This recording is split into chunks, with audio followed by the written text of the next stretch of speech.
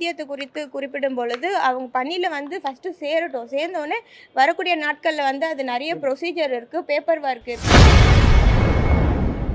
தூய்மை பணியாளர்களுக்கு அரசாங்கம் கொடுக்கும் ஊதியம் ராம்கி நிறுவனம் கொடுக்குமா என்ற கேள்விக்கு மேயர் பிரியா இல்லை என்ற பதிலை சுற்றி வளைத்து தெரிவித்துள்ளார்.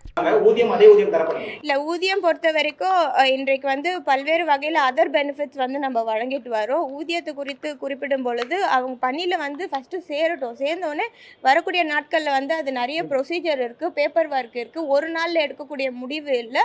ஃபஸ்ட்டு பணியில் சேர்ந்த பிறகு அது கண்டிப்பாக பரிசீலிக்கப்படும் அரசு சார்பாக. இல்லை, நெகோசியேஷன் டாக் ஃபெயிலியர் நீங்கள் எடுக்க முடியாது. இன்றைக்கு 2 வகையில் வந்து வழக்கு மேற்கொள்ளப்பட்டிருக்குது. மாநகராட்சி சார்பாகவும் சரி, அவங்க சார்பாகவும் 2 வகையில் வழக்கு ஏற்பட்டிருக்கு. அதில் ஒரு வழக்குக்கு வந்து இன்னைக்கு தீர்ப்பு, பில் போனவங்களுக்கு வந்து இன்னைக்கு தீர்ப்பு வந்திருக்கு. தீர்ப்பின்படி மாநகராட்சியோட வளாகத்தில் வந்து அவங்க வந்து தொடர்ந்து இதை கடைபிடிக்கக்கூடாதுன்றதை தெரிவித்திருக்கிறாங்க. நீதிமன்றத்தை மதிக்கக்கூடிய அரசு தான் தமிழக அரசுன்ற அடிப்படையில் பணியாளர்களையும் மாநகராட்சிக்கு சப்போர்ட் பண்ண மாதிரி தான் நாங்கள் தெரிவித்திருக்கிறோம்.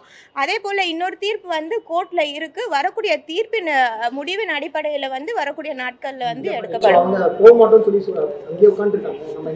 இல்லை, நீதிமன்றத்தை மதிக்கக்கூடியது தான் தமிழக அரசுன்றதை மீண்டும் மீண்டும் தெரிவிக்கிறேன். இல்ல, இப்ப அதுவும் வந்து வழக்குல இருக்கிறது. அதுக்கான தீர்ப்பு வந்த பிறகு தீர்ப்பின் அடிப்படையில வந்து மாநகராட்சி செயல்படுன்றது தெரிவித்துக்கிறேன். செய்திகளை உள்ளது உள்ளபடி தெரிந்து கொள்ள ரெஃப்ளெக்ட் நியூஸை சப்ஸ்கிரைப் பண்ணுங்க.